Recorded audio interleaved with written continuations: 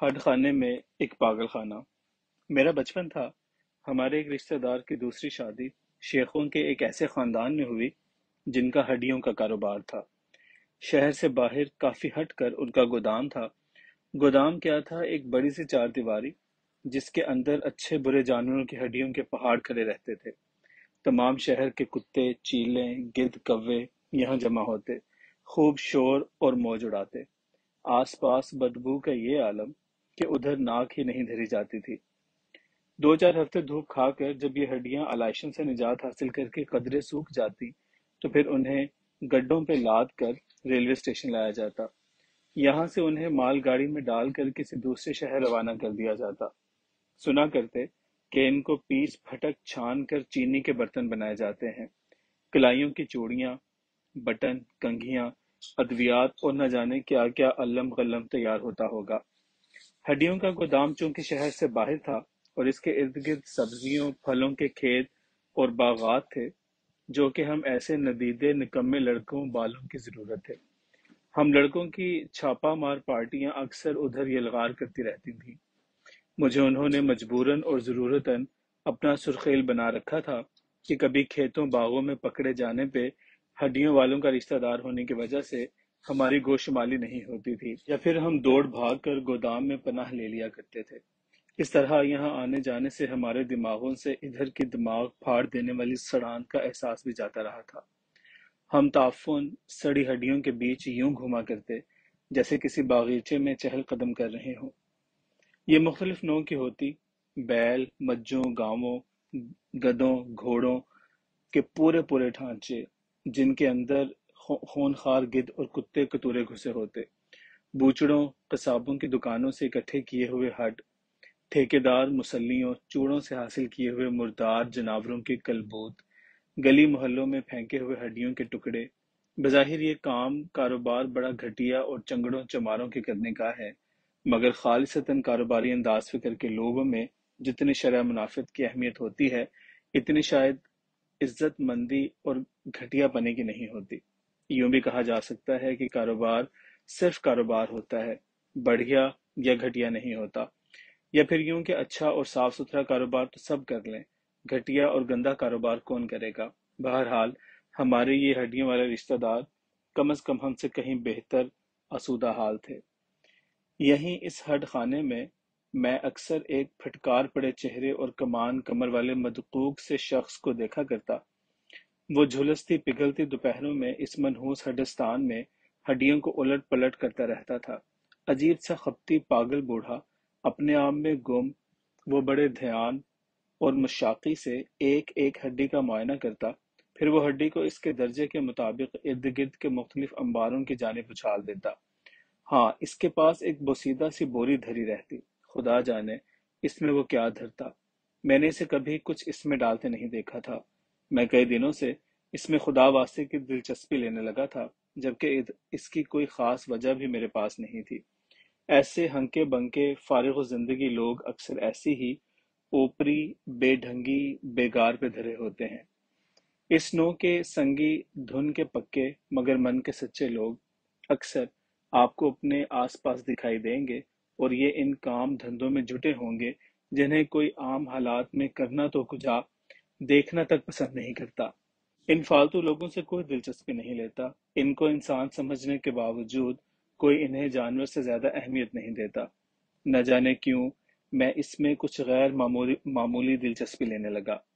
वो गोदाम के मुंशी और चौकीदार के लिए सुबह दोपहर शाम शेखों के बड़े घर से लस्सी नाश्ता खाना वगैरह लेने आता था। मैं सोचा करता कि वो माकूल सा बूढ़ा मुंशी और लंगड़ा चौकीदार इसके हाथ का छुआ हुआ खाना किस तरह हलक से उतार लेते हैं। इसके हाथ पांव जिस्म चेहरे पे क्या मौकूफ, वो तो सरापा किसी खच्चर या महत्तर के बूढ़े मरे हुए गधे की बोसीदा हड्डी की मानिंद था। दूर से देखो तो लगता कोई बड़ी सी हड्डी किसी तार से लटकी चली आ रही है। सामने मुकाबिल आने वाले उसे देखते ही रास्ता दे दिया करते थे। बदकिस्मती या खुशबख्ती, मैं एक दिन इसकी जद में आ गया था। वो नाश्ते का सामान उठाए हड खाने की जानिब रवां था। मैं अपनी गली से निकला तो वो सामने था। चाचा, लाल लस्सी का डोल मुझे दे, मैं भी उधर तलवाड़े जा रहा हूँ। वो मुझे यूं तकने और खोजने लगा, गोया मैं भी किसी नौ की कोई हड्डी हूं और वो सोच रहा हो कि इसे किस ढेर की जानिब उछालूं। मैंने किसी जिंदा इंसान के ऐसे बड़े बड़े डरावने दांत नहीं देखे। मेरी तौबा!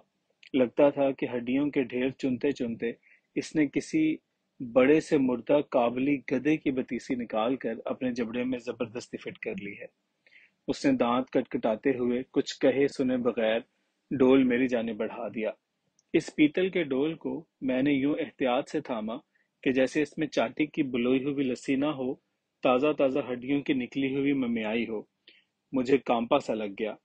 वो नाश्ता वाला पोटला था में आगे आगे और मैं लस्सी का डोल उठाए पीछे पीछे। हर सायादार दरख्त के नीचे राहत नहीं होती, मगर सूरज के सामने चलने वाले किसी शख्स के पीछे चलने में कुछ कबाहत जरूर होती है कि मुकल्लद आंख उठाकर देखने की जहमत नहीं उठाता, बस तकलीद में चलता ही रहता है तावक्ते के पेश रो कहीं खुद ही रुक न जाए। हम लगे बंदे राह रास्तों पे गुजरते हुए गोदाम की बदबू तक आ लगे थे, जो अब चंदा नागवार महसूस नहीं होती थी। खुरक खाए सुर्ख सफेद चितनियों वाले दुम कटे और बाछे चिरे कुत्ते ने आगे बढ़कर हमारा इस्तकबाल किया। चौकीदार कुत्ते और किसी चुस्तदार दरवेश से आशनाई बहुत काम आती है। चोर सिपाही का नाटक नहीं खेलना पड़ता। हलवे और लस्सी से कुत्ते की लगत नहीं होती। जलवे और मस्ती से दरवेश को फुर्सत नहीं होती। ऐसे में ध्यान विधान की सेंध लगाना कुछ सेध में ही रहता है। कुत्ता मुझे बख्श कुत्ता मुझे बख्श कर नाश्ते वाले के गिर्द हो लिया। शायद नाश्ते के पोटले में कुछ अचार पराठे होंगे। गोश्त हड्डियों वड्डियों से उसे कुछ रगबत नहीं रही थी कि गोदाम के हड्डों ने इसके दांतों पर दरांती फेर दी हुई थी और बाछें फाड़ कर फेफड़ों तक फैला दी थी। ऐसे में वो सितम ज़रीफ बहालत मजबूरी, ख़ारिश से माज़ूरी, अब्दाल दलिए और जो जवी पे टिका हुआ था। मुंशी ने लपक कर मेरे हाथ से लस्सी का डोल ले लिया था और उधर रहमता मुसल्ली हाथ धोकर धोती के पल्लों से पोंछ रहा था। असल में मुझे इससे रास्ते में बात करने का मौका ही न मिल सका था। वो दाव वरोला सा बना आगे आगे उड़ा जा रहा था और मैं उचक उचक लपक लपक 2 कदम दरमियानी फासला पाटने की तकदो में ही लगा रहा। मैं शायद इससे पूछना चाहता था कि वो इतना मनहूस और मतऊन क्यों दिखाई देता है, ऐसा गलीज और नापसंदीदा काम क्यों करता है, और वो मुर्दारों की सड़ी गली हड्डियों में कैसे छांटी करता रहता है। मैंने एक बार मामू शोके से पूछा था, मामू, ये शहाबू आपका मुलाजिम क्या चीज है? नजस हड्डियां ये छांटता रहता है, हाथ मुंह धोते कभी इसको नहीं देखा। गाय भैंसों के अलावा वो आपके कुत्तों को भी नहलाता है। इसके जुस्से पसीने कपड़ों बल्कि इसके तसव्वुर और साय से भी गुनहगार मुर्दों की बदबू आती है। क्या आपको कभी इससे घिन नहीं आती? मामू मुट्ठी में सिगरेट दबाकर कश लगाने के आदी थे। भरपूर कश लगाने के बाद वो सिगरेट वाली मुट्ठी को दूसरे हाथ की मुट्ठी पे यूं झाड़ते, गोया निहारी की नली से मिख बरामद करना चाह रहे हो। वो एक मर्दाना सा कहकहा लगाते हुए कहने लगे, बरखुरदार, शहाबू हमारा मुलाजिम नहीं है, बल्कि हम सब इसके नौकर हैं। वो हमारे रिज्क रोजी को पाक करता रहता है। हमने कभी किसी काम के लिए नहीं कहा। जो जी चाहता है वो करता है। इसके मन की मौज और इसकी अपनी एक सोच है। फिर मामू मेरे गाल पे चपत लगाते हुए बोला, काका, दोबारा शहाबू के बारे में कोई सवाल मत करना और ना ही इसकी बाबत कुछ सोचना। तुम्हारा नन्हा सा दिमाग इतनी बड़ी बात को समझने की भी अहलियत नहीं रखता। मगर मैं तो बना हुआ ही चीकनी और चुलबुली मिट्टी का था। मामू के मस्कत जवाब ने गोया मेरे रहवारे तजस्सुस को महमीज कर दिया था। मामू शोके को मैं इंतहाई घामड़ किस्म का कारोबारी बंदा समझता था।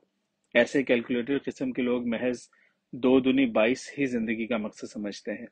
इन्हें जिंदगी, बंदगी, जमालो कमाल, वफा और रजा किस्म की बारीकियों, ऐसी बेर बूटियों से कोई दिलचस्पी नहीं होती। मगर क्या कहिए, इस वक्त इसने ऐसी भीनी सी बात की कि मैं हैरान रह गया। मालूम हुआ घामड़ता और अकलता किसी के मिरास नहीं होती। कोई भी किसी वक्त भी कुछ भी कह सकता है, कुछ कर सकता है।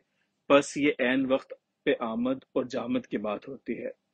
शहाबू मेरे अपने ख्याल के मुताबिक मुझे किसी तौर भी दरे खोरे एतना नहीं गर्दानता था। शायद वो मुझे बच्चा कच्चा समझता था, या फिर वो किसी को भी इस लायक नहीं जानता था कि मुंह लगा जाए। پراٹھے اور اچار میں ایک قدر مشترک ہوتی ہے کہ دونوں اپنی خوشبو مارتے ہیں۔ کھانے کے بعد ان کی سوندھی اور کھٹی میٹھی خوشبو منہ ماتھے کے علاوہ کپڑوں اور باتوں سانسوں سے بھی آتی ہے، اور بندہ سارا دن پینڈو بنا کتوں بلوں سے پنڈا اور کپڑے بچاتا پھرتا ہے۔ طے ہے کہ یہ پراٹھے گھر کی گندم اور لیری مجھ کے گھی سے بنے ہوئے، جبکہ اچار اپنے آنگن کے آم اور کالی سرسوں کی پہلی گھانی کے تیل سے کالی مٹی کے ماٹ میں تیار کیا ہوا ہو، اور ہاتھ نگاہ کسی ایسے سہاگن کے ہوں جس کے ہاتھوں میں برکت اور نگاہوں میں شرافت ہو، ورنہ اچار کو الی لگ جائے گی۔ شہابو اپنا پراٹھا، اچار اور لسی کا پیالہ اٹھائے باہر گودام میں ہڈوں کے پہاڑ تلے آ بیٹھا تھا، پیچھے پیچھے دو کتے، چار ٹانگوں والا اور دو ٹانگوں والا۔ کہتے ہیں کتے کی پوچھل 100 برس کسی نلکی میں رکھو پھر بھی ٹیڑھی ہی نکلے گی۔ میں کہتا ہوں پوچھل کو نلکی میں رکھنے کی ضرورت کیا ہے؟ آدھا چبا جڑ سے رکھ کر باقی قلم کر دو، نہ دم ہوگی نہ ٹیڑھی رہے گی۔ اکثر مسائل ہم خود جان بوجھ کر تخلیق کرتے ہیں تاکہ ان پہ واویلا کر کے زندگی کا لطف اٹھا سکیں، ورنہ ہر مسئلے کا حل ہمارے پاس ہمہ وقت موجود رہتا ہے۔ وہ ہڈوں کے ایک ناہموار سے چبوترے پہ رسانی سے بیٹھ گیا۔ دسترخوان بچھانے یا ہاتھ پونے دھونے کا تکلف تو وہ کریں جو تو عام بالاہتمام کریں، اور جو بالالتزام کریں ان کے لیے یہ تکلفات محض فروعات ہی تو ہیں۔ پراٹھے کا لقمہ اچار کے مسالے سے لبیڑ کر دم کا ڈنٹل ہلاتے ہوئے کتے کے آگے پھینک دیا۔ کتا لقمے کی جانب لپکا تو ضرور، مگر سونگ تونگ کر پاس ہی بیٹھ گیا۔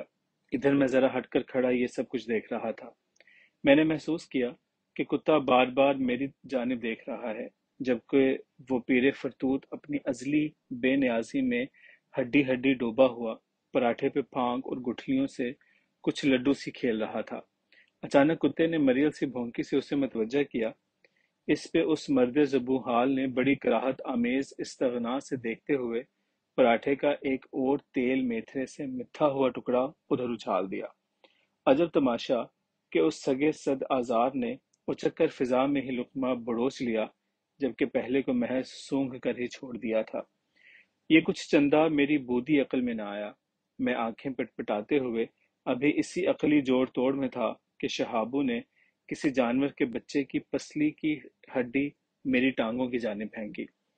یہ ہڈی پھینکنے کا انداز وہی تھا جو زمانہ جہالت میں جنگلی انسانوں کا ہوتا تھا۔ وہ پتھروں، ہڈیوں، درختوں کا دور تھا۔ ابتدائی انسان نے انہی چیزوں کو اپنا ملجا ماوا سمجھ لیا تھا، لہٰذا وہ دیگر کاموں کے علاوہ کسی کو مخاطب بھی انہی میں سے کسی ایک چیز سے کرتا، خصوصاً جب کہ وہ حالت غیظ میں ہوتا۔ میں نے اس کی حرکت کا برا نہیں مانا اور نہ ہی مجھے کوئی ضرر پہنچا تھا۔ یقیناً اس میں کوئی پیغام ہوگا۔